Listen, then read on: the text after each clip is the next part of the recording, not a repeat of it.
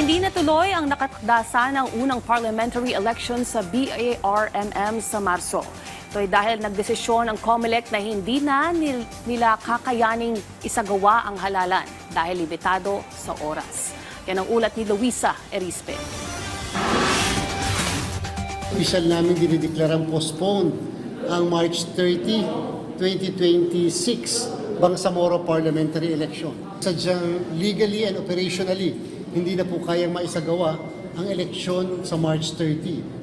Sa ikalawang pagkakataon, mauunsyami na naman ang nakatakdasa ng kauna-unahang parliamentary elections sa Bangsamoro Autonomous Region in Muslim Mindanao o BARM. Ito'y matapos aprubahan ng COMELEC and BANC na hindi na ituloy ang halalan sa March 30, 2026 dahil sa gahol na sa oras. Hindi na po namin kaya ang isang buwan at isang linggo o isang buwan at 2 linggo para isagawa ang halalan na yan. Automated election po tayo. And therefore, sinabi namin, postpone ang halalan sa March 30.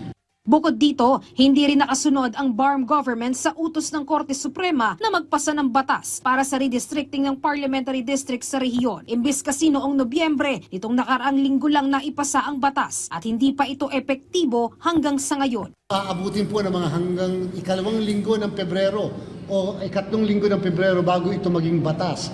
Pag po nagkaganon, ay of course nasa loob na po siya ng 120 araw bago ang March 30 na pinagbabawal po mismo ng ating batas, Republic Act 8189.